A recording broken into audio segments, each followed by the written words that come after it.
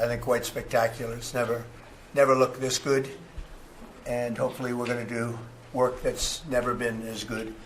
So I think that's basically what's happened in our first year. We've had an amazing year, and this will be our first cabinet after the year, so we're starting our second year. Tremendous progress has been made. I want to thank my entire cabinet for 12 months of unprecedented achievements. We really have. I mean, it's unprecedented. The numbers we've had on the economy and growth, you see them. And that's despite a Democrat shutdown. Without the shutdown, we would have picked up about 1.5 points more than already high numbers, record-setting numbers. So this has been, I think, and a lot of people say it, the most successful year of any administration in American history. First year, there's never been a first year like this, including the fact that we extinguished 8 wars, and another one we think is coming. Steve Witkoff's working very hard, and Jared and everybody else, and I think it's coming. It was just announced that the murder rate in our country is the biggest drop ever recorded. It's at the lowest level in 125 years. First in recorded history, it's the lowest in at least 125 years. It's a wonderful thing. And that crime is way down, and one of the reasons was we've taken a lot of bad people and gotten them out of our country. In some cases, they're so bad that we put them in prison because we don't want them to even take a chance of coming back in, even though our border is very secure, record-setting secure. We had 0 illegal aliens being admitted into our country for the last 8 months. That's hard for even me to believe, but the people that make up the lists are supposedly nonpartisan, but I would say they lean toward the Democrat side. And if they say that, I'm all for it. As you know, we've had a situation take place with respect to Venezuela. I want to just thank General Kane and his staff. The job that they've done is incredible. Nobody's ever seen anything like it. And once it did take place, I want to thank the leadership of Venezuela. We're getting along really well with them. The relationships have been very strong, very good. And they have informed me that they feel there's very good security, very strong security. We're working with the various people involved, including Chris and Doug and everybody on the oil. We have the major oil companies going to Venezuela now, scouting it out and picking their locations, and they'll be bringing back tremendous wealth for Venezuela and for the United States, and the oil companies will do fine too. Venezuela will actually make for themselves more money than they've ever made before, and that's a good thing. And the people of Venezuela were literally in the streets waving American flags. They were so happy. And the people in our country, like in the Doral section of Miami, which is considered Little Venezuela, they're thrilled. And I just spoke to the president of Venezuela, informed her that we're going to be opening up all commercial airspace over Venezuela. American citizens will be very shortly able to go to Venezuela, and they'll be safe there. They'll be safe. It's under very strong control. And the people of formerly of Venezuela, some want to go back and some want to go back to visit, and they're going to be able to do that. So I've instructed Sean Duffy and everybody else concerned, including the military, that if you would, by the end of today, I'd like you to have the airspace over Venezuela. Planes can go to Venezuela, opened up. Okay? Yes. Thank you very much. And I want to thank all of the people in Venezuela for what they went through, and I want to thank the leadership for really they're doing a good job. And just as I promised, we've defeated the Biden inflation nightmare and achieved explosive new economic growth. The Atlanta Fed is predicting an astounding 5.4% GDP growth in the fourth quarter, and that's despite the fact that we had a Democrat shutdown. We would have had, that number would have been 7%, which is a number nobody's ever heard of. And we've been given great national security because of tariffs, and we've also been given unprecedented income because of tariffs. Part of the income that we gave, $12 billion, we gave to the farmers of our country, so that yesterday was up in Iowa, and they were very happy, Madam Secretary. Yes, sir. They were very, very happy. They were great. Grateful. So the GDP growth in the fourth quarter was great. And it's going to be, I think we're going to have an amazing and incredible year. Hopefully we won't have a shutdown. We're working on that right now. I think we're getting close. The Democrats, I don't believe, want to see it either. So we'll work in a very bipartisan way. I believe not to have a shutdown. We don't want a shutdown. And just yesterday, the S&P 500 hit 7,000 for the first time ever. There's never been any time at which it's done like that. And the other stocks also, I think it was 52 times for the Dow, had hit a record high. But the 7,000 was not a number that was even thinkable if you go back a year ago. So S&P hit 7,000 for the first time ever. The stock market has set, it's actually 53 all-time record highs since the election, adding $9 trillion in value to savings, retirement accounts, and 401ks. And I mean, everybody benefits, but we have record stock markets. Companies have never done well. And most importantly, if you think about it, after 4 years in which Biden got much less than $1 trillion of investment into our country, actually it was taken over 11 months, even though we're 12 months. In 11 months, we've taken in more than $18 trillion. So they did less than $1 trillion, Scott, in a period of 4 years, and we've done $18 trillion in less than 1 year. So there's never been anything like that. No other country has done those numbers, by the way, in history. 10 years ago, one country did $3 trillion. No other. We did $18 trillion is being invested now. Thousands of businesses, plants, equipment all over the country are being built right now. And they're going to be opening pretty soon. And when they open, you'll see numbers like nobody's ever seen before. The economy is doing amazingly well. I wish the press would report it, but people are finding out. They're seeing it. It's coming. It's becoming pretty evident. It's hard to hide. Biden inflation, which is really stagflation, cost the typical family $34,000. Think of that, $34,000. But after 1 year, growth in real incomes is outpacing inflation by more than $3,000 under Trump. So one cost $34,000 and one made $3,000. That's a big swing. Gasoline has plunged to, think of this, over $4 a gallon, depending on where you are. In California, it's $7, $8 a gallon. I was in Iowa, and they had $1.85, because I had it at $1.99 a gallon. And I was corrected by two farmers that said, I just bought my gasoline for $1.85. So, Chris, you have to be doing something right, you and Doug, right? But I don't want to give you too much confidence. You got to keep it going. We're drilling, I think I can say we're drilling more than at any time ever in the history. We're taking out more energy out of our land, but specifically, if you look at oil and gas, we've never been anywhere even close. Is that a correct statement? That is correct. All-time records. Yeah, great. It's a great job. Well, it's supply and demand, so that's going down rapidly. And you know, when energy goes down, everything else goes down. They tried to do their thing. It was a disaster. Then they ran back very late to the Trump policy, but they didn't do the Trump policy. They cut leases. They did everything that they could do, but they lost it, and they were very high. And we're now less than $2 in many areas, $2.30 a gallon average.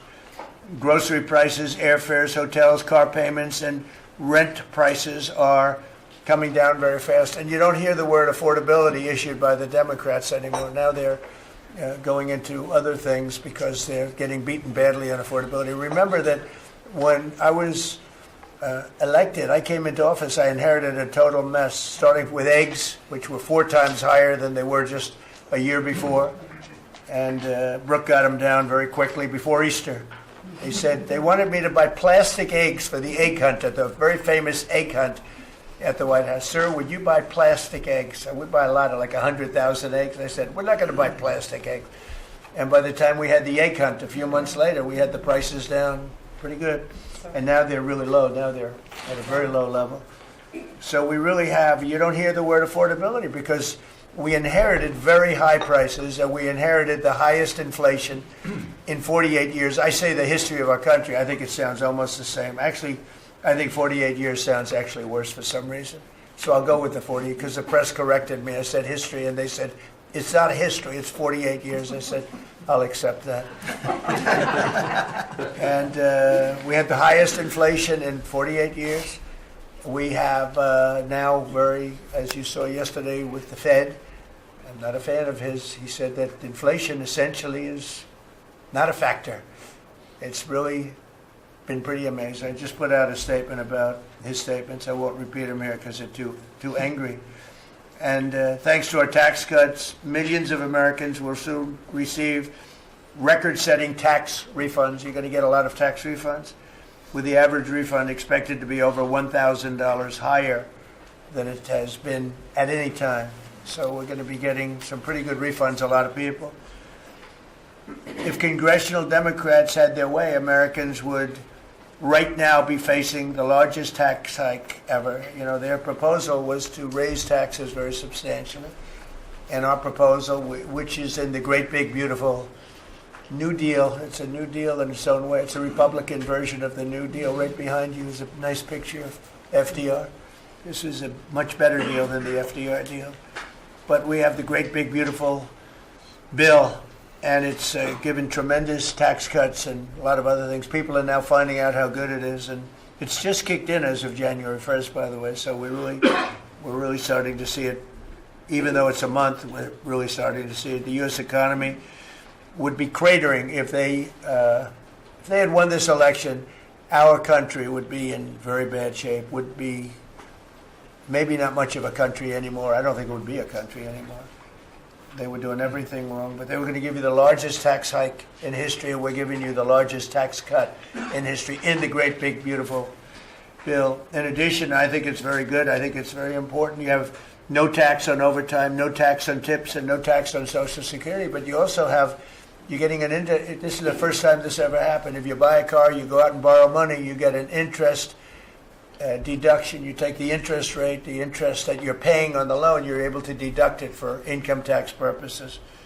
So that's a first ever, and I think it's going to be great for everybody, including the car companies. I was in Detroit 3 weeks ago. I went to the Ford factory, spoke to the General Motors people. It's all the same. They're doing better than they've ever done.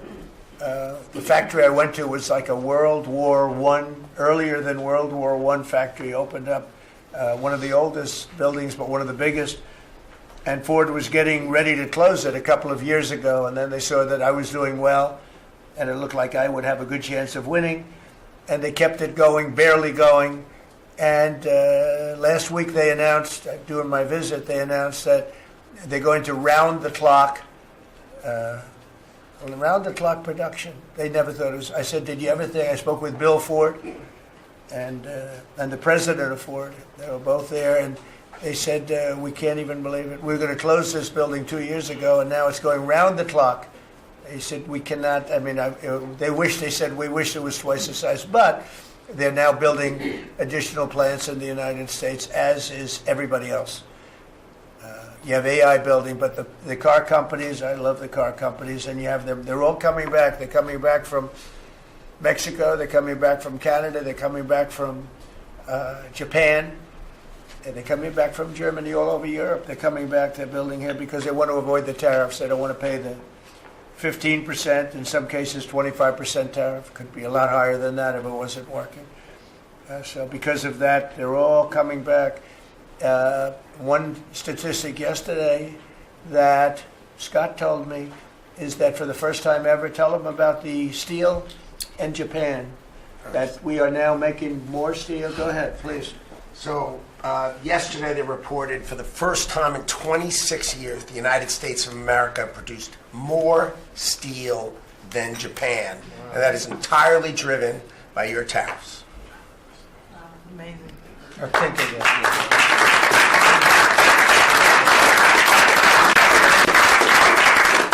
He obviously said that much better than I did, because I got no applause that I'm giving you. I'm giving you home run after home run. He says one thing and everybody. I should have saved that one for myself. No, but think of it. First time, and they read almost 30 years, but I guess it's 26, 27 years that we are now producing more steel than Japan. Japan being a big steel producer. Japan and other countries really took our steel production away from us. Now, if you think of this, 3-4 years ago, the steel companies were all closing up. We worked a fantastic deal with U.S. Steel. We saved U.S. Steel. And now it's all coming about. But and that's just the beginning. There are a lot of steel plants right now being built. So that's an amazing number. Nobody would have believed that. If you would have said that 3, 4, 5 years ago, people would have said, yeah, it's not a true fact. But so it has to be true, because otherwise you question me on everything. I have to be extremely accurate. I don't exaggerate it. I don't want to exaggerate, because you will call me. You don't call other people, but you would call me under my most favored nation spot, which I think is the most important thing, Bobby, of all what we've done, because we're bringing drug prices down by 80, 90%, depending on the way. You could say 5, 6, 7, 800%. Depends on the way you want to calculate it, right? But let's go the old-fashioned way. But drug prices for prescription drugs will be down 80, 90%, 75%, 68%. They've only gone up for years and years and years. They've only gone up, and now we're going to have essentially the most favored nation. We're going to have the most favored price in the whole world. Whatever the lowest price in the world is, that's what we're going to pay. And I don't want to go into a big deal, but nobody else could have gotten this but this administration. I'm being very nice when I say that. The cost of prescription drugs is coming down by a number that was never even thought of. This will have a huge impact on healthcare, by the way, because obviously drugs are a big part of healthcare, and it will help repair some of the Unaffordable Care Act's damage that they've done, because the Unaffordable Care Act, which is Obamacare, it's unaffordable.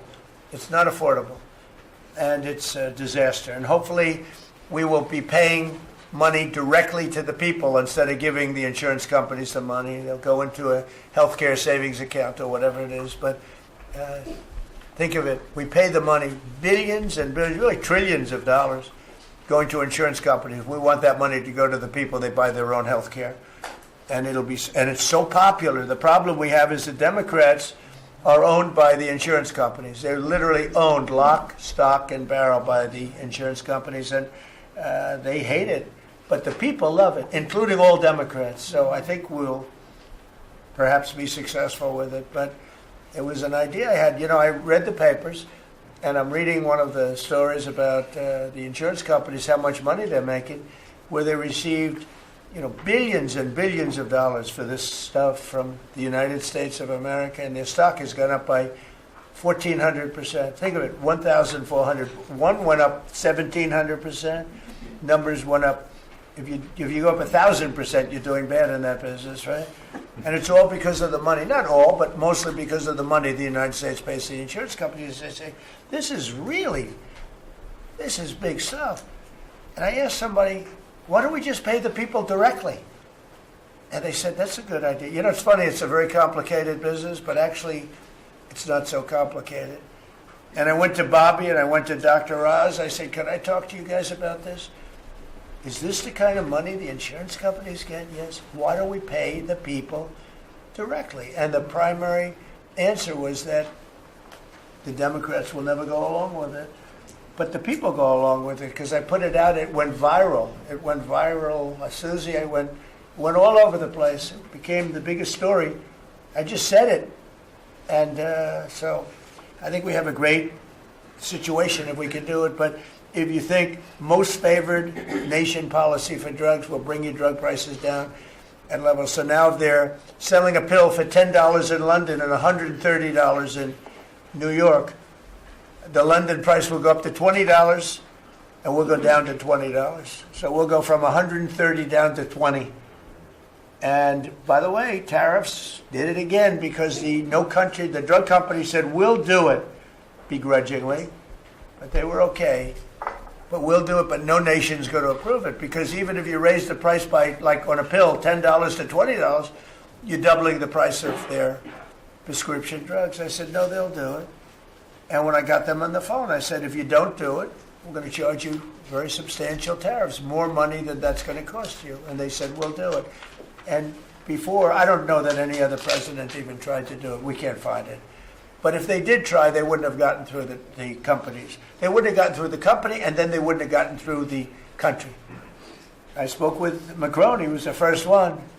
He was not at that time wearing sunglasses. And he said, no, Donald, I will not do this. I will not. I won't even consider. You're asking me to double the price. I said, you have no choice. You have to do it because you guys have been ripping us off. In other words, the whole world, we've been subsidizing the whole world on drug costs. That's why. They were $10 and we'd be at $130, as an example. There were many examples. I could give you examples even worse. He said, no, I will not do that. And I said, yes, you will. 100% you'll do it. He said, no, I won't do that, Donald. You're asking me to double the cost of our prescription. We will not do that. I said, look, you've been ripping us off now for decades. We're not going to do it anymore. You can do it under Biden and Obama and other people. You're not going to do it under us. We won't do it. I said, well, if you don't do it, I'm going to charge you a 25% tariff on all of your wine, champagne, and everything else you sell into the United States. He said, like I said, I will do it. And that was the end of the conversation, right? That was the end of the conversation. So now we have favored nations that everybody said would be impossible to get. And I then had the same conversation with 15 other countries. Every one of them agreed. After a short conference, they all said no. And then within a matter of seconds, they said, we would be very happy to do that. Thank you for asking in such a nice way. And it's a great achievement. I think it's going to be one of the best achievements we've had in this country in a long time. So we're going to be knocking drug prices down at levels never seen before. I want to thank the drug companies because once they agreed, they really did. They felt it was very unfair. One of them told me it's actually a relief to agree because this has been just a rough thing for me, to justify. Because they couldn't justify it.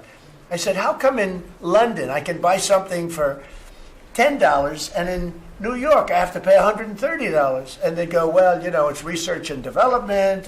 I said, yeah, but you have research and development from them. Made in the same factory, made in everything. This is where my friend, who's very successful, I told you, a seriously overweight person, he takes the fat pill or the fat shot. And he was in London and he said, costs $87 there, costs $1,300 in New York. What's going on? He called me up. And, I knew that, but he put it in a very blunt way. I've known him a long time. He's a crude individual, but smart as hell, made a lot of money. But he just thought it was sort of ridiculous. He happened to be in London, and he got the shot, Ozempic, I think, or one of them. And I told him it wasn't working. For him, it didn't work. And he brought up a good point. It didn't work. I told him, he knows who I'm talking about. He's going crazy. He begs me not to mention. He's not talking about me, ladies and gentlemen. It's not our great vice president. No, but he begs me not to mention his name because he's become very famous without mentioning his name. And he is actually a very well-known business person. But he did make a point. But I knew the point very well. We were always paying far more than any other nation. We were subsidizing the world. Right now, there's no more of that. So we're going to be bringing the drug prices down at numbers never seen before. It's going to have a huge impact, positive impact on healthcare. So with that, we are going to ask a couple of people to say a few words. And we're not going to go through the whole table because the last time we had a press conference, it lasted for 3 hours. And some people said he closed his eyes. Look, it got pretty boring. In all fairness, I love these people. But there's a lot of people. It was a little bit on the boring side. But I didn't sleep. I just closed them because I wanted to get the hell out of here. Some of them, I didn't sleep, by the way. I don't sleep much, let me tell you. But, it's funny. Some of them got me in a blink. When you go like, and they took me at the closed segment of my cycle. And they said, he's sleeping. And besides that, Marco, between these two guys, if I was sleeping, they'd be waking me up very soon. They'd be knocking me, come on, you got to wake up, boss. But no, we've had great meetings. Look, we're the most transparent presidency by far, and I love going around the room, but we're going to pick a few people. I think I would like to ask Steve if he could just give us a brief description of how well we're doing in the Middle East, because we have peace in the Middle East now. There's a couple of little minor flames that we put out very easily. And very importantly, we got our last hostage back, which is incredible. Unfortunately, this was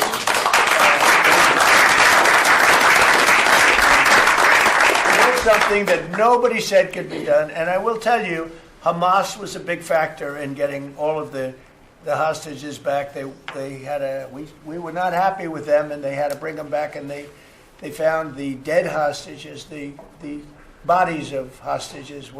And those parents wanted their sons back, I think in all cases sons. But they wanted their sons and their family. They wanted their sons back as much as the people that had living hostages that we got them back to. So we got the 20, but remember, we got hundreds back previous to that.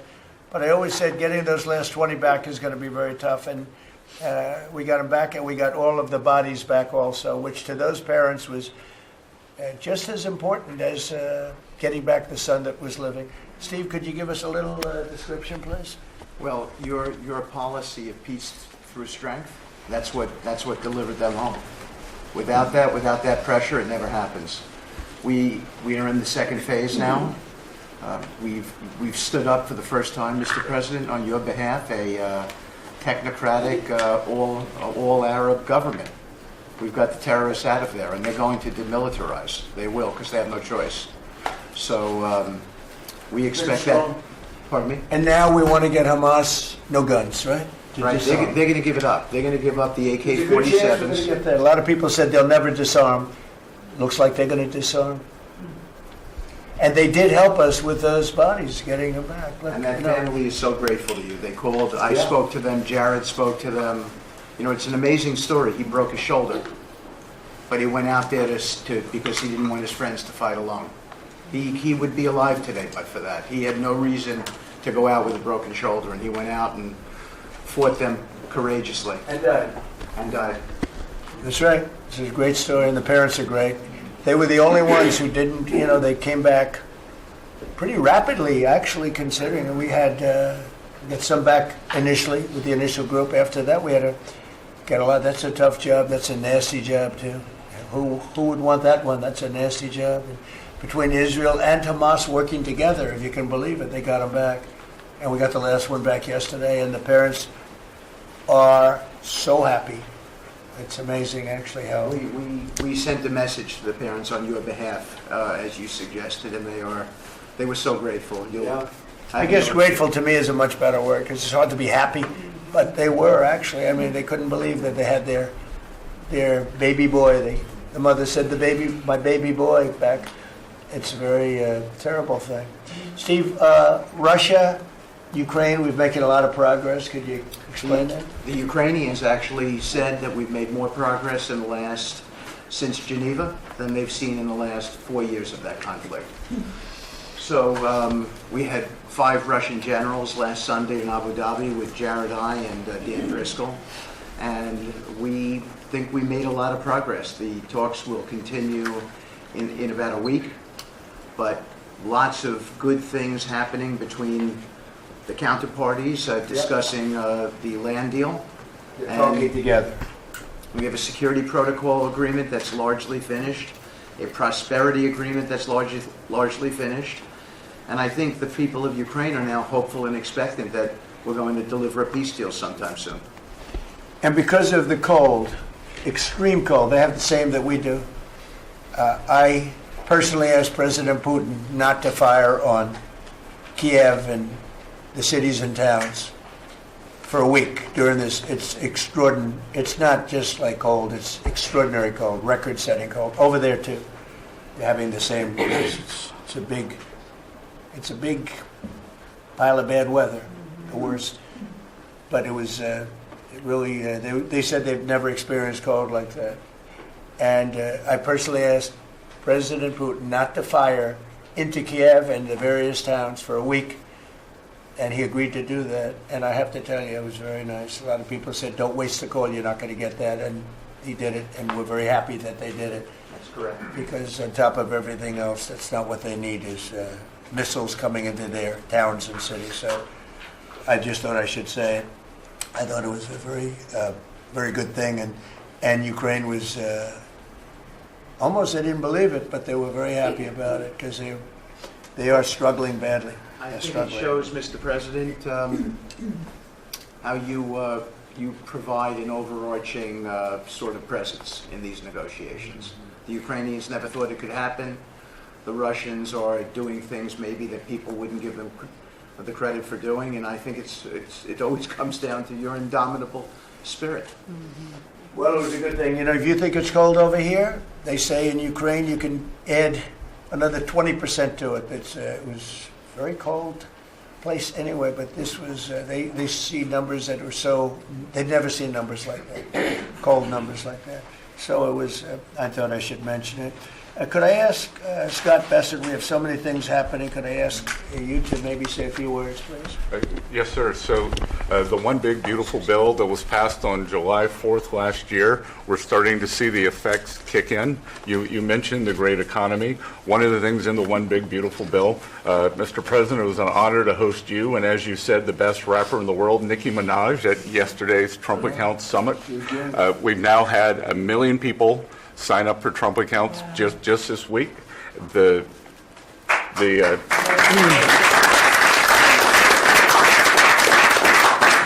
think there'll be 25 million families who are eligible. The segment that you and she did has 1 billion hits. 1 billion hits on the internet. So we're telling everyone, go fill out form 4547, trumpaccount.gov. So thanks to you, the Trump accounts, the next generation's America will benefit from today's record-breaking economy, record-breaking markets. Sir, when we came in, the Biden administration had destroyed the American people with the 3 I's: immigration, inflation, and interest rates. Immigration, check, you close the border. The inflation, as we've heard, back down to target. Prices are coming down. And interest rates, we hope there's more on the way. We've got gains in wages, low prices, and I think 2026 is going to be the year for the Trump boom. It's going to be a supply side boom. I enjoyed the trip out to Iowa. In the diner, the staff there was thanking you for the no tax on tips, and they're expecting big refunds. From that, we saw the CEO of John Deere, who said, thanks to your tariffs, new plants in Indiana and North Carolina coming. 2 massive plants being built by John Deere. And he's the chairman and CEO, wonderful guy. And I said he was at the event we had in Iowa, which is appropriate, John Deere, Iowa. But I said to him, so what are you doing? He said, we just announced 2 massive plants. In fact, they're going to have 1 plant for excavators. And he said, there hasn't been an excavator built in this country in 50 years or something. He said they're taking it out of Japan and they're moving it into the United States. They're 2 very big plants. And I said, so why are you doing it? He said, because of you and because of tariffs. I said, if we didn't have tariffs, would you be doing it? He said, absolutely not. So it's very important, and I hope we're going to be successful with the Supreme Court case, because we're waiting, and we're taking in hundreds of billions of dollars, and we don't want to give it back, number one. And number two, and you know, the people that are fighting us on that case, by the way, are China-centric. These are people that are for China, but they're also outside of the United States. These are countries that have ripped us off for years and years, charging us tariffs, and now we're doing an amazing job, and we're getting it back. We're getting it all back and then some, and they're the ones that are leading that lawsuit that we have in front of the United States Supreme Court. So it's a very important lawsuit for our country, and hopefully it's going to work out. We're waiting a long time, but hopefully it's going to work out. We've taken in hundreds of billions, even trillions of dollars, and certainly we've taken in trillions of dollars of, you know, a big part of that $18 trillion that's coming in is because of tariffs. They're coming in, they're building because they don't want to pay the tariff, and The tariffs are very, steep. They could be much steeper. You probably saw I put out a truth today, and the tariffs could be much steeper. We've been actually very nice about it. But even being nice about it, we've taken in hundreds of billions of dollars, and honestly, they've given us tremendous national security. The power that we have because of that, they have given us tremendous strength and national security. Go ahead, Steve. Yes, sir. And the IEPA power you used on the tariffs, as you said, we're bringing in tens of trillions of investments. The tens of trillions of investments turns into factories construction, which turns into factory jobs, which turns into consumer spending. You've right-sized the government, so government employment is down. Private sector is up. Growth was a stunning 4.7, 4.8% in the past 2 quarters. Biggest back-to-back gains in a decade. And we are doing that with government finances improving. So that will bring down the borrowing costs, the calendar year budget for 2024, 7% deficit to GDP, highest when we weren't at war, not in a recession, all the way down to 5.4% and getting better. Biggest decline since 2014. Generational gains in productivity, soaring productivity. We're going to lift workers' pay, record high prices, record high profits, and stock prices are soaring. You got a manufacturing renaissance, and all the key inflation metrics are trending lower. Over the past 3 months, the consumer price index is just 2.1, and core prices are even lower at 1.6, and I think that could trend below 1, given energy, as you talked about, the pharmaceutical discounts, and rents. So we're expecting a great year in 2026, Mr. President. And we're going to be announcing next week, I think sometime, Scott and Howard and everybody, we're going to be announcing the head of the Fed, who that will be. And it'll be a person that will, I think, do a good job. We're paying far too much interest in the Fed. The Fed rate's too high, unacceptably high. We should have the lowest, and I think you read my statement today. I put out a statement before the meeting, but we should have the lowest interest rate anywhere in the world, because a lot of these countries are successful only because of us, because we allow them to have surpluses. And without surpluses, some of the countries that you most respect financially, that you say, oh, this one, that one, this one, that one, they're successful because we allow them to have surpluses. And we could easily stop that with the powers that we have, but we don't. We took some of it, but we took really just a small portion of it compared to what we could take if we wanted to. We should have the lowest interest rate anywhere in the world. They should be 2 points and even 3 points lower. And if it was, each point is the equivalent of, I would say, $500 billion. So if you got 2 points low, you have $1 trillion in saving, and it's almost, if you call it just a paper expense. You can do it with a pencil. It's not cutting. It's not saying we have to get rid of jobs, or it's just like literally so easy to do. But we have a guy that doesn't want to do it because he's, I think he's politically biased. I really do. I believe he's politically biased because most smart people say it's not even a question.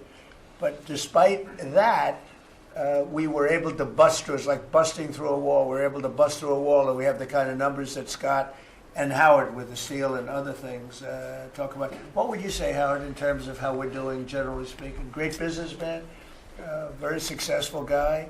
He's doing a really good job. What would you say? Well, no one, before you walked in the door, no one thought our economy could grow 2%. Fourth quarter, with the shutdown, 5.5%, and that means the first quarter you could see the United States of America, with its $30 trillion economy, grow in the 6% range, and no one thought that was possible. That's how you get jobs, that's how you get money down, that's how you fix the deficit. You are fixing everything with your policies. You have changed America and created the golden age. Thank you. And with the help of the Fed, because we really, we want help, not hindrance. Why would the Fed hinder? But with the help of the Fed, with the right choice, if we make the right choice, a lot of times you make a choice, you think it's good, and it turns out to be not good.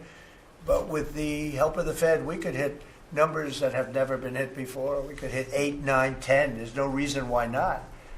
And, I talk about, if you go back 20 years, 25 years, I'm old enough to remember, when we had good news, when you announced good news, the stock market went up. You announce anything good, the stock market went up. You announce bad, the stock market went, and this is the way it should be. But now it's over the last 15 or so years. If you announce good news, that means they're going to raise interest rates because they want to kill it. So you can never really be that successful because you announce all record numbers, great, because they're afraid of inflation. But growth doesn't have to have any impact on inflation. It can make inflation go down in many cases. So, and you've seen that with us. I mean, we're growing at a much faster rate than anybody thought was possible. We have very controllable inflation. With Biden, we were getting killed, and we had the worst inflation in 48 years in history, in the history of our country. And that's with going down. So growth is a great thing. It doesn't mean inflation. And I want to go back to a system where when we announce good news, they say that's great. We can lower interest rates instead of raise interest rates. And by the way, if inflation comes, we'll take care of it when it comes. But, you know, they're trying to guess it, and they're trying to get it 10 years before in advance. And, you know, we want to make this country greater than ever before, and I think we're doing that. But we want to make it that when we announce great news, everything goes up. If we announce bad news, that happens too. We bring it down, and we control, and we do what we have to do. But we can have numbers in the upside like nobody's ever seen before. I want to ask Bobby to say a few words, if you would, about some of the incredible things that we've been doing in your department with Oz and everybody else. Mr. President, we're in the process of implementing your great health care bill, which is going to increase affordability, drive down costs, and increase the quality of health care for every American. You mentioned MFN, Most Favored Nation. We now have agreements with 16 of the 17 drug companies.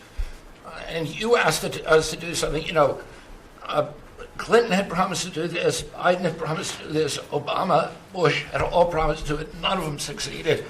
It was regarded as impossible, and you made it 10 times harder. As you said, not only do I want MFN, but I want them to all reshore their production to this country. And they don't have any money to do it because we've taken it all from them. And I want to make sure we continue to lead the world in innovation.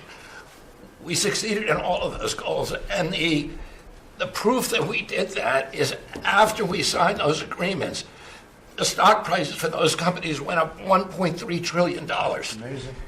And they are reshoring. Eli Lilly is building 6 new plants, including an API plant. So the next time that we have a pandemic in this country, we're not going to be stuck buying API from China who cuts us off.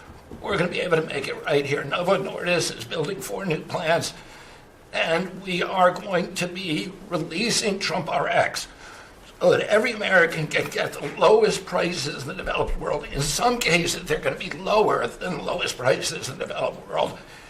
And that's going to be happening sometime probably in the next 10 days. So we're doing rural health care. We sent out $10 billion last week. The states have that money.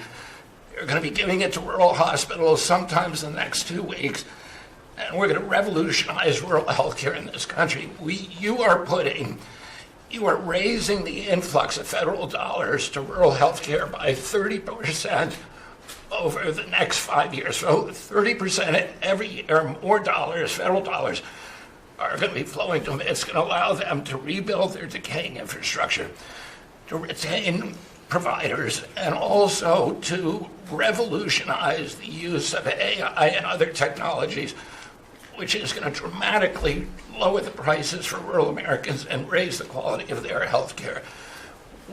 Brooke and I released the dietary guidelines, which have been received incredible acclamation from both sides of the aisle. We are going to change the food culture in this country. Brooke gives away $405 million a day to buy food for Americans. And the WIC program, the Head Start program, SNAP, school lunches, the VA, and the military, they're now going to be getting real food for the first time. And Brooke came up with the ingenious idea of requiring every store in this country that accepts food stamps to double the amount of real food that they're selling. And this is going to drive changes in the market. And it's going to lower the cost of meats, of proteins, of whole grains, of fruits and vegetables so that every American will have in their reach an affordable meal that actually is real food. 70% of American kids now are, 70% of the diet of American kids is now ultra-processed foods. That's why we're spending $5 trillion in treating chronic disease in this country every year. We are attacking fraud. We have Oz finding hundreds of billions of dollars of Medicaid, Medicare fraud in states like Minnesota and California, and we are clawing back that money. We also accomplished something that every American has promised, which is prior authorization. Now we have 80% of the insurance industry that has agreed to eliminate prior authorization in almost all of their procedures. So that this is going to dramatically change the experience of every American with the healthcare system. When you go to your doctor at your point of care, before you leave that office, you will know whether the insurance company is going to pay for the procedure or not. And that is going to, as I said, change the experience. We're also doing price transparency, which you asked during your first term. It never got implemented because the Biden administration never enforced it. We brought more enforcement actions against hospitals than in this 1 year, and the Biden administration brought in 4 years, and we're doing a crackdown so that every American, when you go to a restaurant, you look at the prices before you buy the meal. You ought to be able to do that when you go to a hospital, and by the time that we leave office, every American is going to have that guarantee. We're doing a lot of other stuff, but we were told to keep it short. So. And the autism that's moving along, really, is that We've commissioned now dozens of studies, maybe over 100, and we are going to get those done for you. Good. That's so important.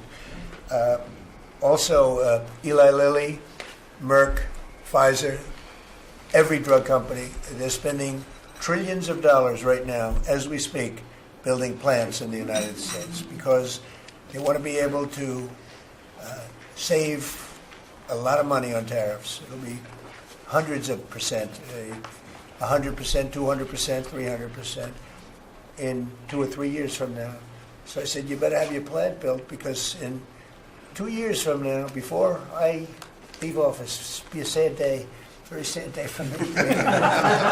But before I leave, every one of these plants better be built because you're going to be paying 300% tariffs. And they're all building their little hearts out. I spoke with the head of Eli Lilly, who's a fantastic guy, a star, actually. He's a star, very smart. And he told me he's building 6 plants in the United States, big ones, in locations that I know very well, but all over the country. Merck is building, and Pfizer's building, and every one of them's building, and foreign companies are building. So it's an amazing thing that's happening, and you're doing a fantastic job. I read an article today where they think Bobby is going to be really great for the Republican Party in the midterms. So I have to be very careful that Bobby likes us. But we're letting you do your job, right?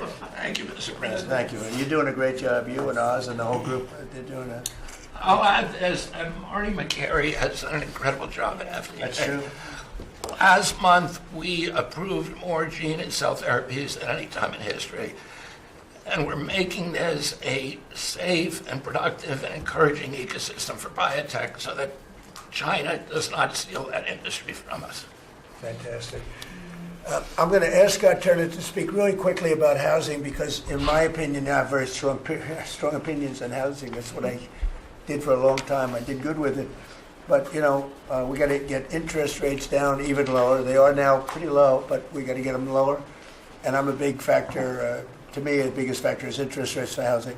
Only in that, you have a lot of people that have become wealthy in the last year because their house value has gone up. And, when you get the housing, when you make it too easy and too cheap to buy houses, those values come down. I don't want those values to come down. We have millions of people that own houses, and for the first time in their life, they're wealthy because their house is worth $500,000 or $600,000 or more or less, but more money than it's ever been worth before. I don't want to do anything to knock that down, and so I want to be very careful with this. You make housing, I can turn on housing immediately, but you make it too easy and you're going to knock the value down of people that own houses. I want to, for those people, those millions of people that own houses, we're going to drive those values up. But we're also going to try making it easier for people to buy. The best thing that can happen for both groups of people is lower interest rates. And those interest rates are coming down. And with a proper, intelligent person at the Fed, that person will be able to work with us to get interest rates down. That covers all of the sins. It covers everything. Lower interest rates keeps the values up for the people that have housing and lets other people buy housing. And Scott, if you could just expand quickly on that. Yes, sir. You did allude to when we first came in, sir, you know, our fiscal house in America was a mess. But because of your economic policies, the economy is thriving. And I do have some good news to share. As you said, you know, good news. I hope this will make the interest rates continue to go down. But because of your policies, sir, home sales in December, they rose sharply to their strongest pace in 3 years. A lot of people, when we first came in particular young people, were concerned and asking the question whether they would ever be able to afford to buy a house in America, which is the American dream. The 30-year fixed mortgage rate dipped to a multi-year lows, driving monthly payments down for the 2 years at the lowest levels. So more people can get a mortgage now, more families can be able to afford to get a home and achieve the American dream. At HUD last year, we helped and supported over 1 million people through FHA and Ginnie Mae to be able to buy a home. 500,000 of those were first-time home buyers, and hundreds of thousands of our veterans we supported. And so that's good news that millions of people in our country are now beginning to buy homes. We also, sir, saw that you are, and we're working with you, making bold action to ban institutional investors from buying single-family homes. Those homes are for the American people. So, sir, thank you for your leadership on that. Also working with Director Pulte over at FHFA to buy $200 billion worth of mortgage-backed securities, driving down even more the cost to get a home. And so we're grateful for those actions. Also, the One Big Beautiful Bill has been tremendous, making the low-income tax credit increase, working with Secretary Besant at Treasury to produce more projects and more homes in America. And the One Big Beautiful Bill also made our beloved opportunity zones permanent. And the media doesn't talk about opportunity zones very much, but I'll do it today because I know that they have been transformative in our country. Over 1 million people lifted out of poverty, sir, in opportunity zones, 300,000 new units of housing in opportunity zones, and a 3.4 increase in the value of houses. And by the way, we have to give him credit. Senator, he's a great guy. Tim Scott came to see me, first administration, first term, and he had this idea for opportunity zones. And he gave me the idea. We did it. We implemented it. It's one of the most successful programs in the history of our country, and nobody talks about it. The press doesn't talk about it, but I want to just tell you, Tim Scott, Senator, South Carolina, did a great job, right? Did a wonderful job, yes, sir. Did a good job. He's a good man. Yes, sir. And so those have been made permanent now. Will help millions of Americans to be able to afford to buy homes. Also, the One Big Beautiful Bill has been allowing HUD to make sure, working with the Department of Homeland Security, that every person that lives in HUD-funded housing is an American citizen. A blind eye has been turned prior to us being here to people living in HUD-funded housing, but no more. We're going to take account and transparency to make sure. And so there's a lot of crime that goes on in public housing, but we're coming after the criminals and making sure that everybody in there is an American citizen. So thank you for your support. We are now have taken possession of our new building in Alexandria, and we're going to save the American taxpayers hundreds of millions of dollars. So, sir, thank you for your support and your leadership. Thank you, Scott. Great job. Appreciate it. One of the things Scott said, though, is, again, existing housing, people that own their homes, we're going to keep them wealthy. We're going to keep those prices up. We're not going to destroy the value of their homes so that somebody that didn't work very hard can buy a home. We're going to make it easier to buy. We're going to get interest rates down. But I want to protect the people that for the first time in their lives feel good about themselves. They feel like they've, that they're wealthy people. And I want them to understand it. There's so much talk about, we're going to drive housing prices down. I don't want to drive housing prices down. I want to drive housing prices up for people that own their homes. And they can be assured that's what's going to happen. Chris, could you say a few words about energy, please?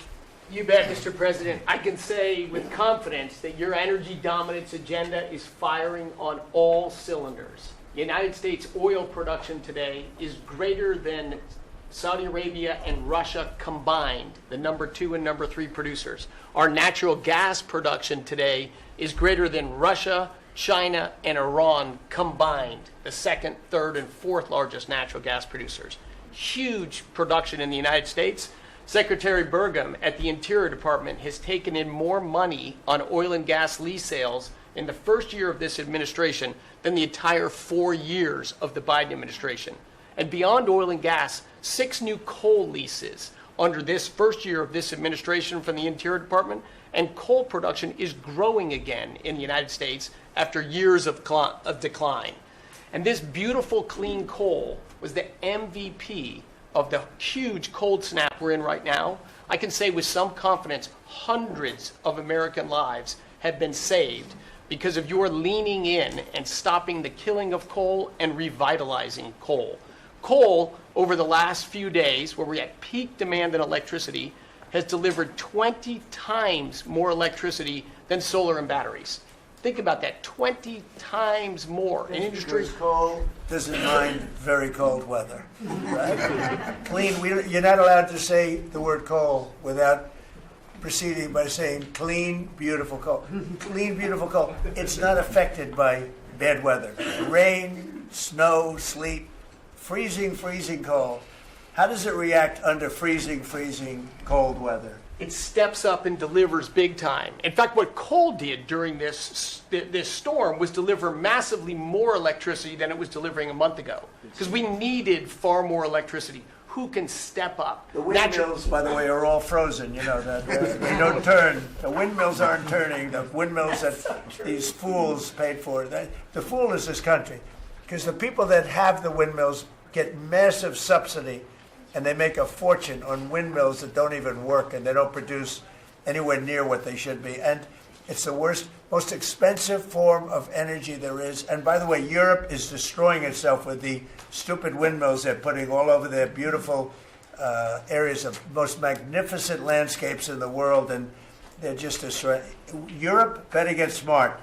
Between immigration and energy, they're destroying. It's not recognizable. They've got to smarten up before it's too late. Please go ahead. Yeah, in New England, with somewhat European energy policies, at peak demand time, very cold in New England, wind, solar, and batteries that you were just speaking of delivered less than 3% of the electricity needed at peak demand time, and that's when it matters. Because if electricity goes out when it's very cold, people die. Over 200 people died in a smaller cold snap during the Biden administration. This was massively larger geographically. We've had no failure of the electricity grid, no failure of long-distance transmission lines. Local distribution lines have iced up and come down, and we have people from all over the country working to get those back up because people need their lights back on. But your energy policies delivered just a dramatically different outcome for the American people. If we'd continued the Biden-era policies for one more year, continued to shut down coal plants, continued these crazy climate restrictions that wouldn't even let power plants run at maximum demand time, we hadn't liberated all the backup generators that are sitting there. We gave up an emergency approval, So a lot of run those everything. plants that were going to close, coal plants that were modern and good and threw up very little problem, and that were really powerful. You know, by the way, China does most of everything they're doing with coal. Not that we want to copy anybody, but you know, they make the windmills, but they don't have a lot of wind farms. That's somebody ought to look at that. How many wind farms do they have? Very, very few. They make them, they sell them, they make a fortune, but they don't use them. So the coal, I mean, I understand they're using it also as a great backup. So you build a plant, but they have it as a backup in case of tragedy, in case of really bad weather, et cetera, et cetera. They actually store coal on the site of other plants so that if they need emergency energy, the coal is always going to be there, whereas other things aren't. Is that correct? Exactly. Coal just stepped up here to 25% of our electricity during this high demand time. Natural gas, coal, and nuclear. They are what run the American electricity grid. The others are ornaments and often expensive And you ornaments. stopped plants from being demolished, right? 17 gigawatts of coal generation plants were slated to close last year that were stopped from being closure by this And if administration. they were closed, we would be really tight on energy. We would have had significant blackouts at these peak cold times, and extrapolating from the last storm during the Biden administration, I think at least hundreds of deaths. Because in the South, a lot of heating is done with electricity generation. If those grids go down, people die. So these, and when you're going back to the Working Families Tax Cut Act, or the One Big Beautiful Bill, that got rid of $500 billion of subsidies, energy subsidies, that do nothing but make energy more expensive and less reliable. And under this administration, we've spent massively less on energy, and we've delivered massively more on energy. And when you have more energy of lower prices. It's a fantastic job. You and Doug. Doug said, you got to get this guy Doug. You got to get this guy Chris right and get him as soon as you can. I said, but I want you to run energy. He said, well, I'm good at it, but he's better, right? Didn't you tell me that? So I gave him the land, I gave you the energy, right? And it's a great combination. I mean, they literally have, I said, maybe we'll merge it in some way. They said, we don't have to. We get along. They work together, right, with the land. He's got the land and the energy. He's got the knowledge to take it out. It's been a good combination. This administration, the whole administration, and your leadership has been very focused on energy, because we can push down energy prices, we can lower costs on Americans, and we can raise wages by bringing jobs and opportunities here. It is a transformation of American energy. Thanks for your leadership. He's one of the most respected people in the energy world. And Doug told me about Chris Wright. They said, if you could get him, what he gave up to do this job, you're making a little less money, but that's all right. You don't care. What you're doing is fantastic. But he said he's the best in the world. Other people have told me that. The heads of the biggest companies have told me that. And it's really panning out to be so. We appreciate it very much. It's great. One of the things we're doing with energy, I think that's so important. We have an old grid, been around a long time, and not really, can't be much expanded. It can be fixed up a little bit, but can't be much expanded. And we have some plants that are so big that the grid would never be able to hold it. We're allowing them to build a electric producing plant, mostly electric, but they can use nuclear to do it, they can use oil and gas, they can use coal, they can use whatever they want. I think many are choosing oil and gas because it's there, it's tried, it's true, it's plentiful, it's inexpensive. Some are going nuclear, some are going both, many are going all three. But the plants, you read, well, how do we ever fire those plants? Because to do this, we need 2 times the electricity we produce in 1 year for the entire country, which is almost hard to believe. These buildings are so big. They're going up now. So I did something that nobody thought was possible also. When they build their building, they build their own electric generating plants. And we are seeing some of the most incredible designs you've ever seen. So we don't need the grid. I read an article in the Wall Street Journal saying, oh, we're falling behind China. We're not actually. We're leading everybody because I'm letting them build. The government would never be able to do that. Now, China's a different kind. They build, they do things that you got to hand it to them.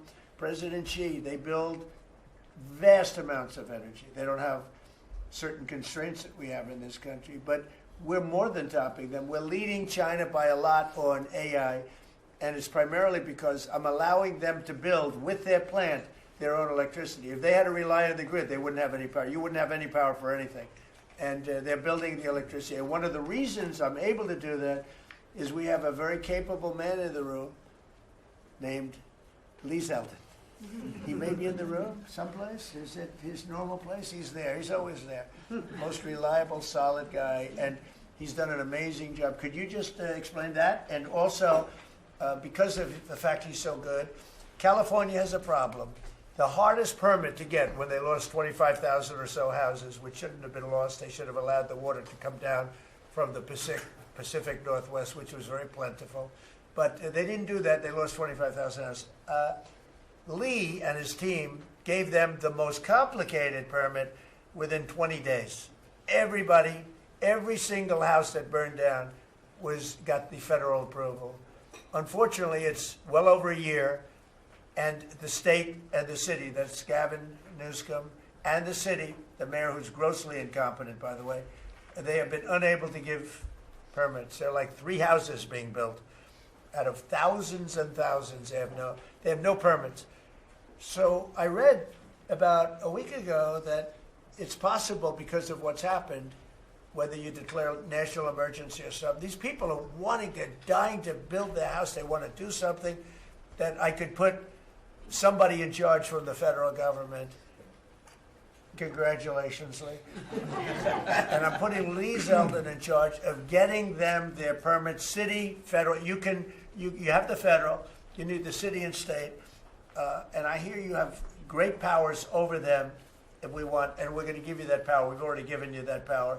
So Lee Zeldin is going to work with the thousands of people that are dying to build their house. And I also recommend one other thing.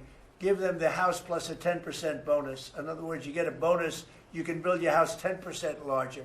They've suffered so greatly, they've waited so long, and they should be given a bonus. So I think, and I've heard this has been done before, they get a 10% bonus. They can build a house that's a little bit larger than what they had before.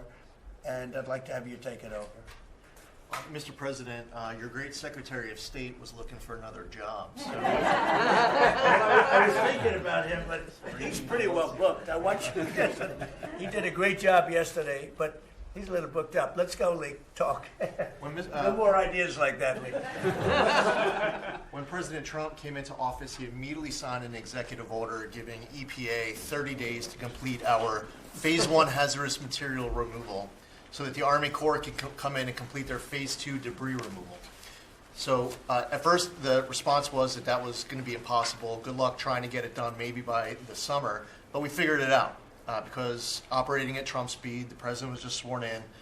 We had to get it done, and we got it done in less than 30 days. The Army Corps then came in and completed the debris removal. So the federal government, while the governor has tried to accuse this president of not focusing with a laser on putting all of the weight of the federal government into getting this done.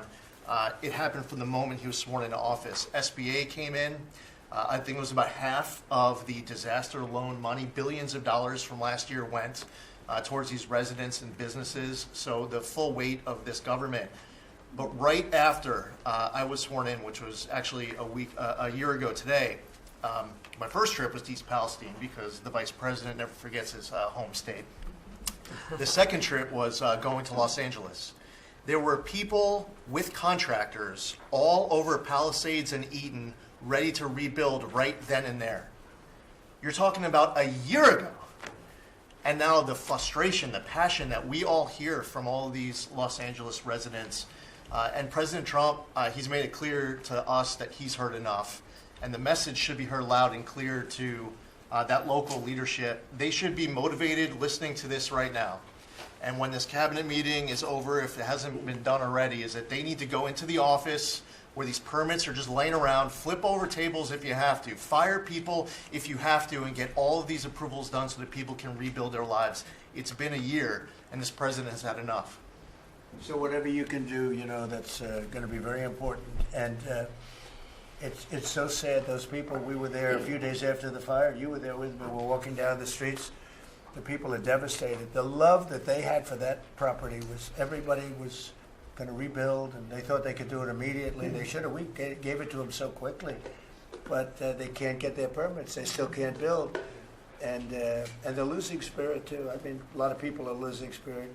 And the other thing I'd like to talk to you about and other people about that happen to be sitting around the table, they want to build a low-income housing project right in the middle of everything in Palisades. And I'm not going to allow it to happen, okay? I mean, maybe it's politically correct, maybe it's not. I'm not going to let these people destroy the value of their houses. I built a lot of low-income housing. I made a lot of money building low-income housing. I know more about it than anybody. We're not going to allow this guy to build a low-income housing project on top of everything else in the middle of that mess that was created by the fact that they didn't allow water to come down from the Pacific Northwest, okay? And I'd like you to have that stopped and stopped immediately. No financing. That might be you, Scott, because they'll come to you for financing. It's never going to be approved. You would never, but Scott thought it was a horrible thing. So there's going to be no financing for low-income housing. Let the people build their houses, and as fast as you can, help them, help the mayor and help the governor get their permitting done, okay? Yes, sir. Okay, thank you very much. Kelly, I think you were just alluded to, Are you helping some of the people out there with loans? Yes, Mr. President, thanks to your leadership, you also helped put the fires out. Your executive order got water to the scene in your earliest days of your presidency. So you've been there from day one. We've been out there twice now. There had been no changes until your executive order this week that is allowing that permitting to happen quickly. We have 16,000 structures burned. We have put loans out on 12,000 of them for $3.2 billion. More than half of all the disaster money delivered in America went to that area. Now, because of the abject leadership, the failures of Gavin Newsom, they have not been able to rebuild. Because of your leadership, they're going to be able to rebuild. But that's not all you've done. They'll take the credit for it. Watch, it'll start, and they'll take the credit. Look at the great job we did. They would never. It wouldn't get built in 20 years, and it will be destroyed by building low-income housing next to luxury housing. History says that doesn't work too well. Go ahead. We're going to make sure that doesn't happen, Mr. President. Please. But under your leadership, you've ended at least 8 wars, okay? But probably the most important and underreported war that this president ended was Joe Biden and the Democrats' war on Main Street and hardworking families. We've seen it as I've gone across the country this month, 10 different states, and we saw it when we were together in Iowa. Hardworking families, farmers, small businesses expressing gratitude, lined up to thank you. I was out with our great Vice President last week in Toledo, Ohio. They are thanking this administration for getting Main Street back. The Trump tax cuts, the tariffs, deregulation, it's all rocket fuel for hardworking families and Main Streets. And I see it whether it's talking about small business expensing, 100% accelerated for Made in America factories, the 20% pass-through, but it's also working families where they have expanded child tax credits, increased standard deductions, permanent low-income tax rates, health savings accounts, Trump accounts. This president is delivering for Main Street. It's the most underreported story in this country, and I see it in Main Street businesses. All-time small business confidence hit a record under this president last year after the Trump tax cuts. All-time small business formation now at 36 million small businesses, and a record $100 billion out from SBA because a record number of people want to invest in this country and hire.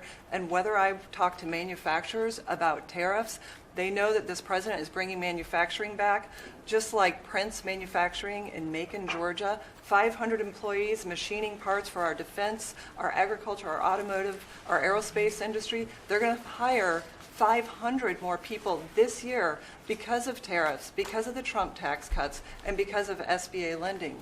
And I see this state after state as I've gone across the country, talked to hundreds of business owners, walked dozens of factory floors. This is not being covered, but it's going on in America. The number one problem is they need skilled workers. And this is something I'm working on with Secretary Chavez-DeRemer. I'm working across the administration to ensure that we empower our small businesses. 98% of our manufacturers meet the small business definition. So Ford has 5,000 small manufacturing suppliers. The $18 trillion you brought in is creating an economic boom like none we've ever seen before. We are going to have 7% GDP growth. GDP now is probably underestimating where it is in 4Q, but with interest rates going down, with regulation going down, these are all taxes on small businesses, and those are going away. And thanks to President Trump, your leadership, we are seeing Main Street boom. Hardworking families have $1,000 already in their pockets, and when they get their $1,000 refund tax, I hope they all remember that every Democrat voted against them getting their tax refunds, because this is what our administration is doing, is powering your incredible economic agenda forward on Main Street. Thank you very much. Great job. I do want to say that on my left, I have a man who's doing a fantastic job, and on my right also. But we're spending a tremendous amount of time and effort on building our military. We largely rebuilt the military during my first term, fortunately, and we're greatly enhancing it now. We're going to be doing something new. We're bringing back the battleship, and I thought, like you remember the battleships from the great Iowa and Alabama, Missouri, those unbelievable scenes that you see, Victory at Sea. You'd see these incredible ships, and I thought they were powerful, but the battleships that we're building are going to be 100 times more powerful than those beautiful works of art. I mean, they were magnificent, all steel. We have the steel now, and we're going to be doing that as an enhancement, but our military is very strong. You may want to say something about the large fleet of ships that's heading over to the Middle East? Well, Mr. President, you had to, like so many other cabinet members have referenced, rebuild the perception of America. And at the Department of War, that meant reestablishing deterrence.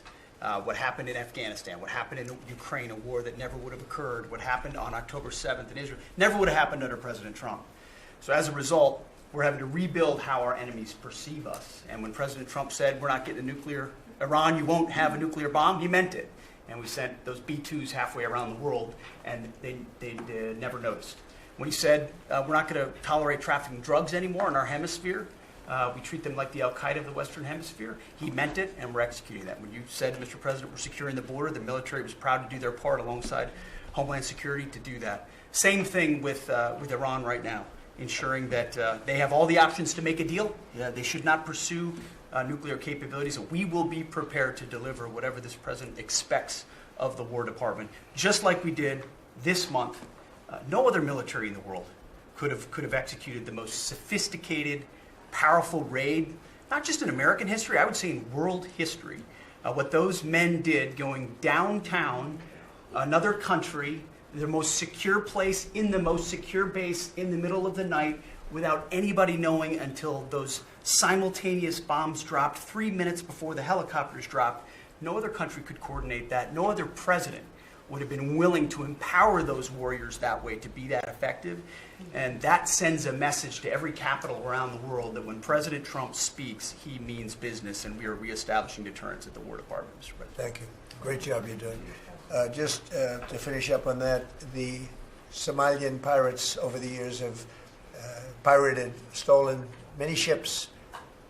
They would get large amounts of money for the ship. You know, you have $1 billion ship, and the insurance companies didn't want to fight because, you know, some of those ships are very flammable. They're carrying millions of barrels of oil. Very flammable, very dangerous situation if they're shot at. So they wouldn't fight. We notified them a number of months ago. Anybody that does that gets the same treatment as a drug dealer sending their drugs in from Venezuela or anybody else. As you know, it's 97% down by water. So the drugs coming in by sea or by water is down 97%. Now we're also starting. That was the more difficult route. Now we're starting to do that by land also. It will be, you'll see that happen as they come in and kill our people with drugs. I think the real number is 300,000 people a year, not 100, but whatever it is, it's a lot of people, hundreds of thousands of people. They're going to get hit.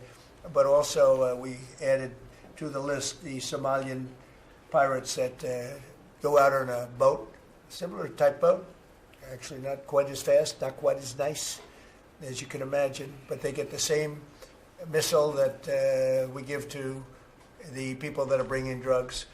And so far, we haven't seen anybody going out.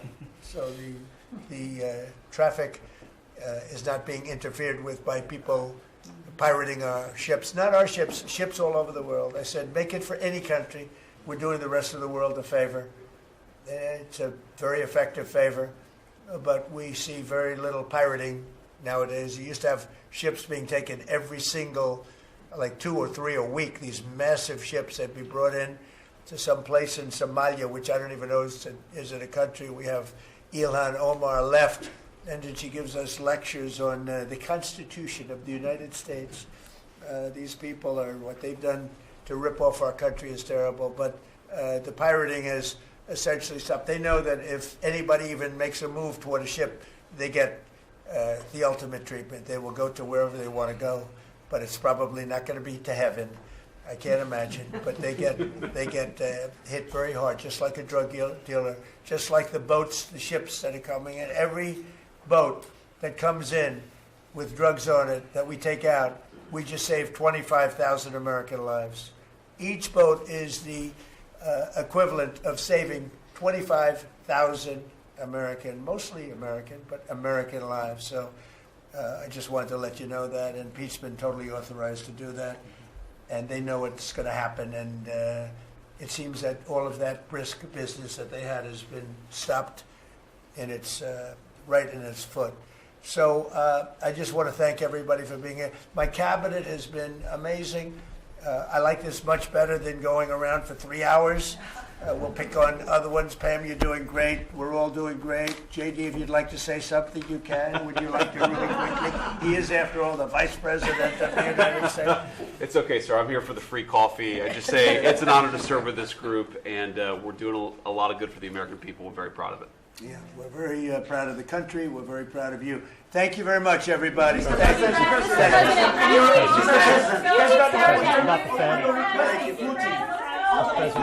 Mr. President, why not take questions?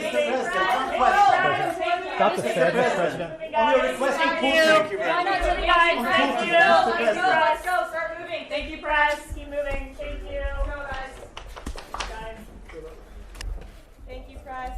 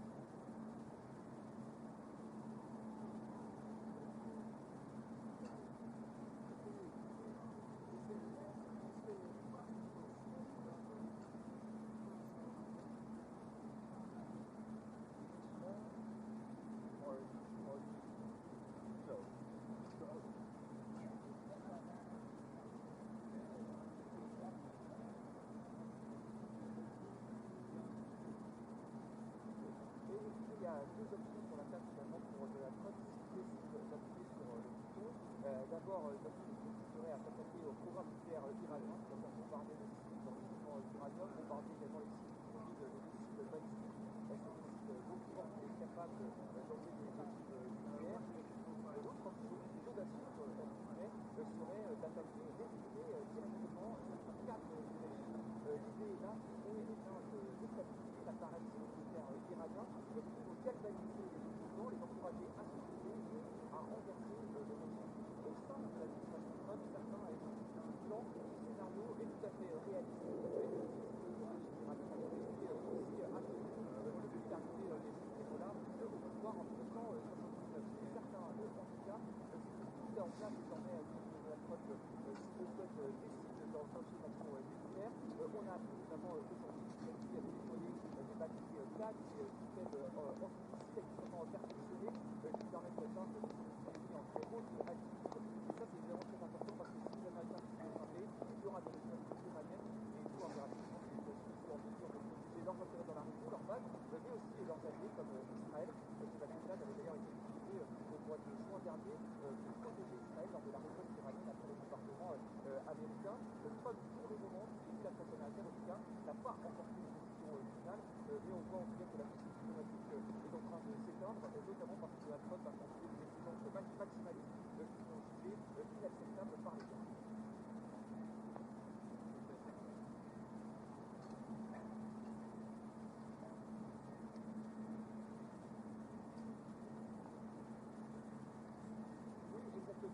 Hier, d'abord, il y a le chef du renseignement militaire israélien qui était présent ici, même à la maison, c'est une réunion au sommet avec des responsables du Pentagone, avec également le chef de la CIA. Ça, c'est très important parce qu'il sait que les Américains ont besoin de renseignements israéliens pour localiser des potentielles cibles en Iran. Et puis aujourd'hui, c'est le Pentagone qui s'installe, c'est quoi? C'est le ministre de la Défense saoudien qui est reçu avec pour le coup un message de prudence. Les Saoudiens tentent de retenir de la fraude et cherchent à l'inciter à ne pas agir militairement. Il y a tout un en fait, que la chute du régime d'Ebola provoque une grande déstabilisation dans la région, ce qu'ils ne souhaitent pas, et donc ils souhaitent pour essayer de retenir de la fraude et d'inciter à privilégier plutôt la bonne diplomatie.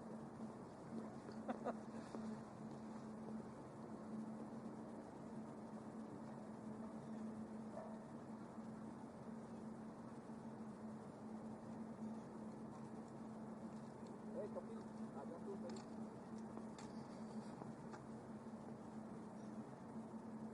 Ah, mince. Ouais. À bientôt, salut.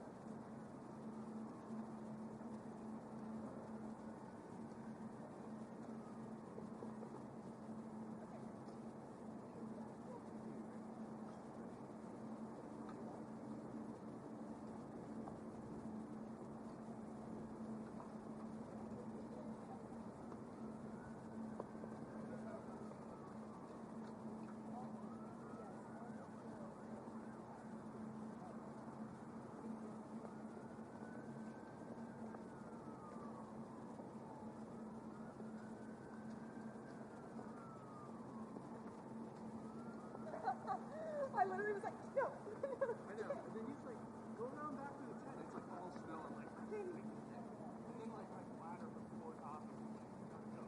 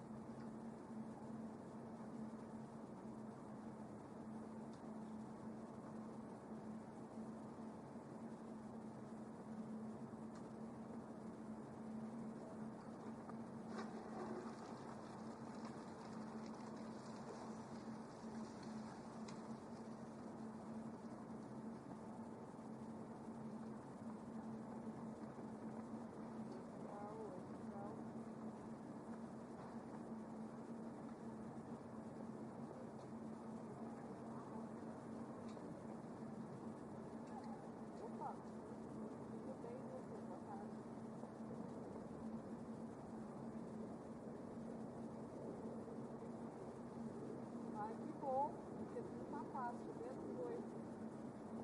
São teto frio. Então tem que valer a pena. Pois é. Ai, vou trocar? Bora. Chega aí. Vem pro aeroporto.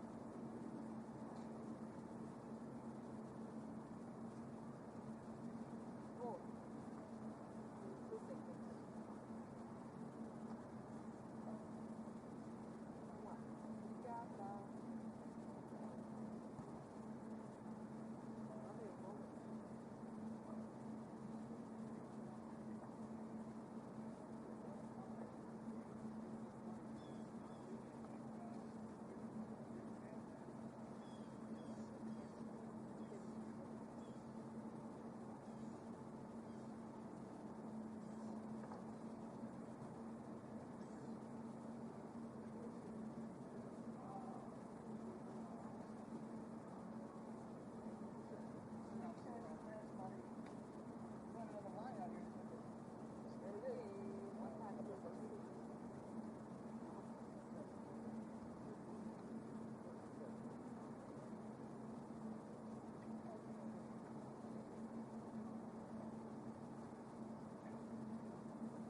Acabou.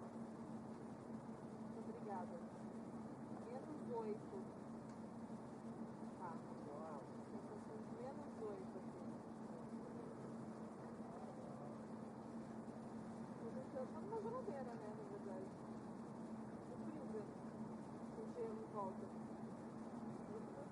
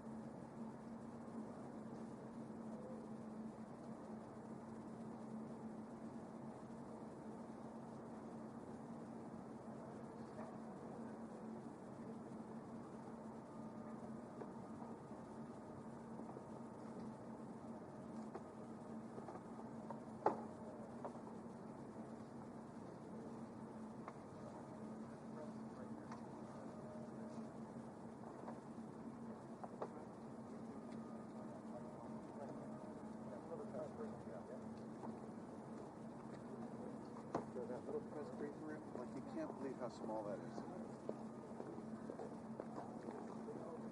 Right? Like,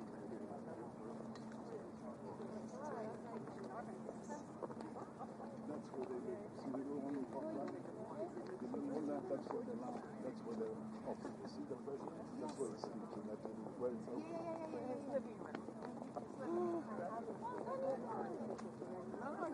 Yes. Long time, huh? It could be. Sunday night till Diana. Hey, folks, can we keep on moving, please? It is. Where? This is where I'm walking through. But what we're walking by is called the Pebble Beach. So this is where all of the press always are. They got like personal stakeout locations. Pebble Beach. Yeah. You can dream that. Oh, you're fine. Just don't want to leave anybody behind.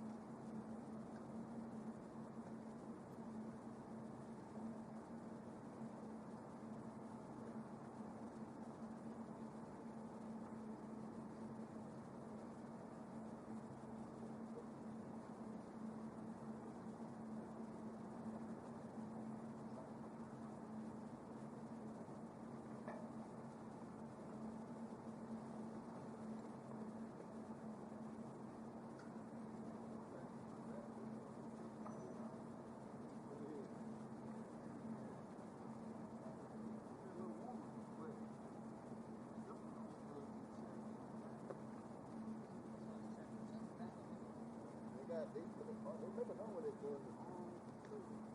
What you guys got that?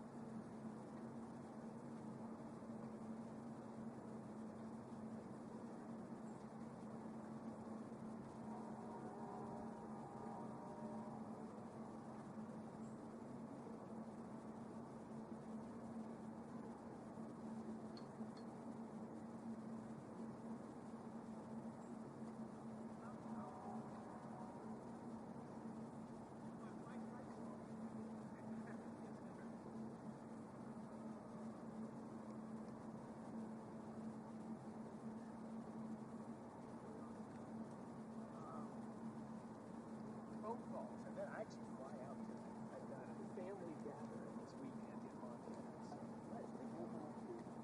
yeah.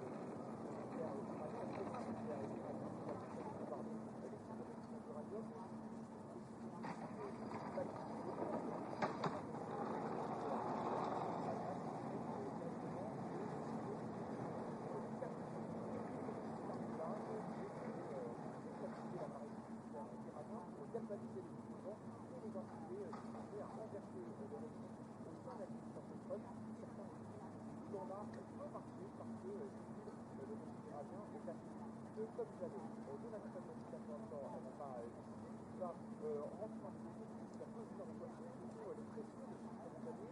On a hier de 4 Israéliens à la présidence, une grande réunion avec de la présidence du Pentagone et de l'action de la CIA, qui sont importants parce que les États-Unis ont besoin de renseignements israéliens pour localiser des intérêts civils en Iran.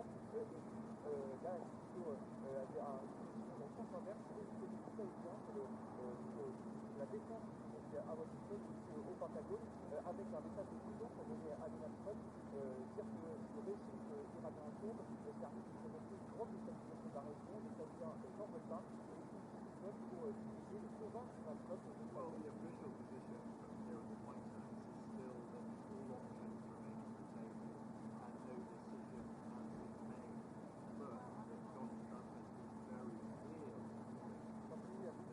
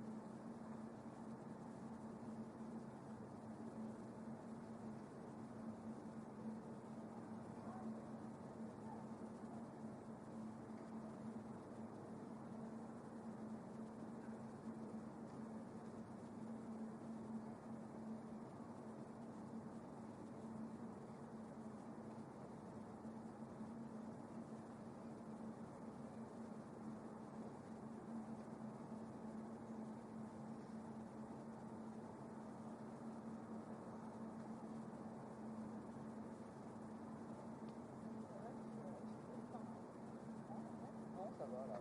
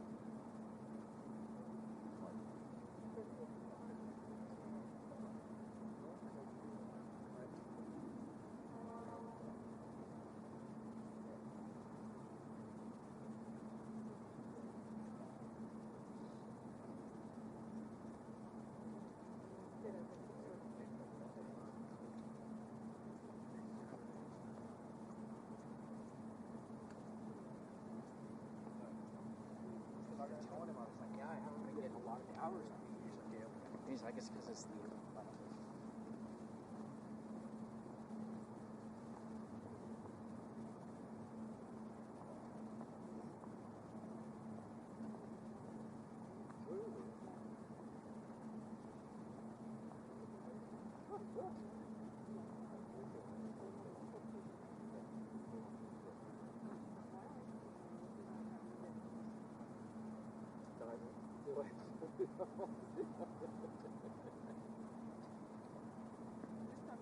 Anyway.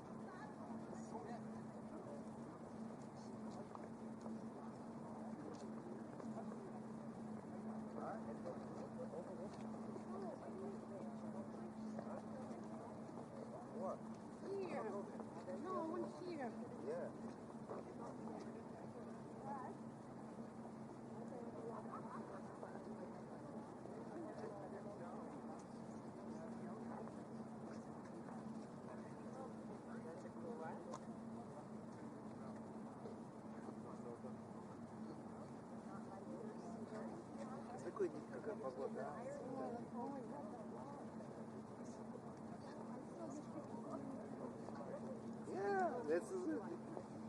Видишь, там сил есть, такой позначение сил. Okay, so which one is mine?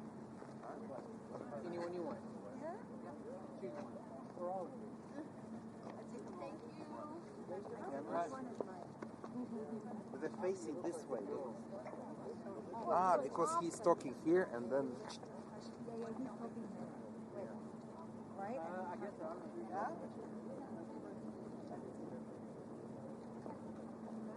Alright, is everybody ready? We'll keep on going. Yeah. This was your home. James really was not me. I was the parent. Sure. Would you? No. No. We kind of tempered it. Otherwise, it's insane. I know, I can only imagine. So the weather was good for you guys? You guys were going to stay in the same bar? Yeah, we were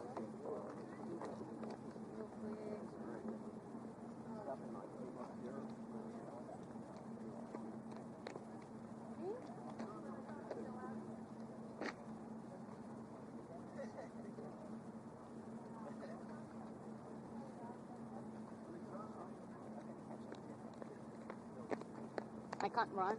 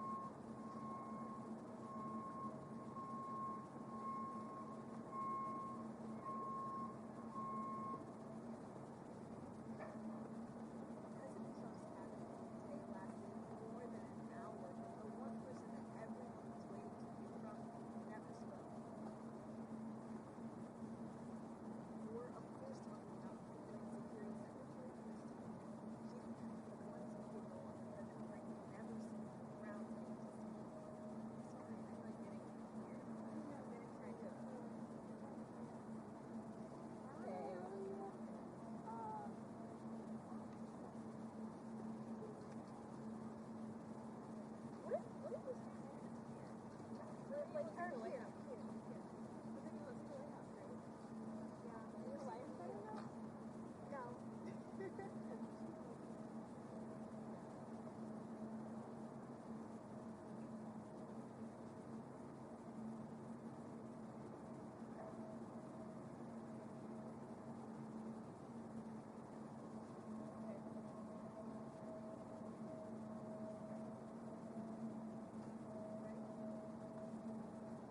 President Trump's cabinet today lasted more than an hour. The one person that everyone was waiting to hear from never spoke.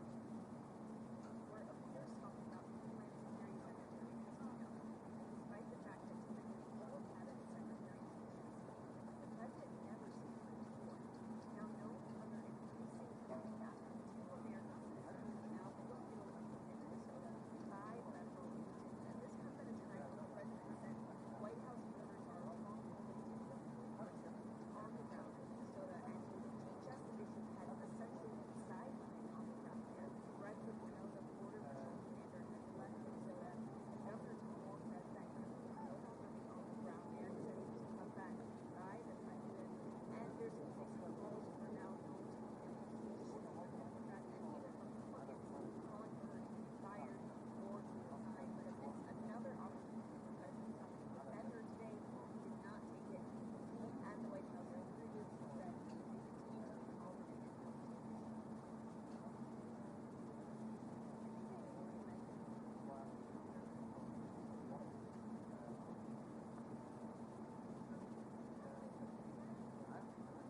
I like it.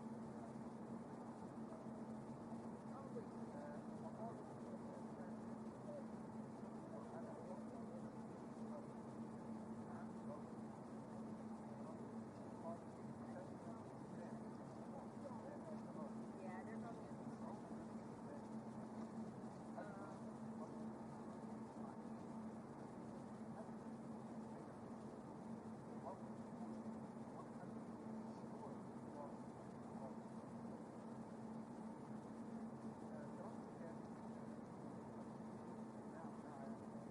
President Trump's cabinet today lasted more than an hour, but one person that everyone was waiting to hear from never spoke. We're of course talking about Homeland Security Secretary Kristi. The president never seen her before and also declined to take questions from the press, which is really a rare move for President Trump. And this comes at a time when Secretary Noem is under economic sanctions after two American citizens were shot and killed in Minnesota. And we're now hearing the Democrats here sorry. I didn't feel well the first time we were when you talk, try not to because it's emotional. Try to or like take it. Don't take it. Hi, how are you?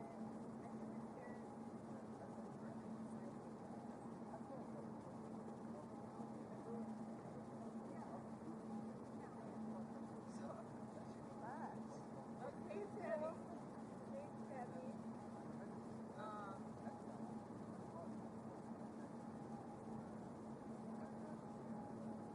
I was in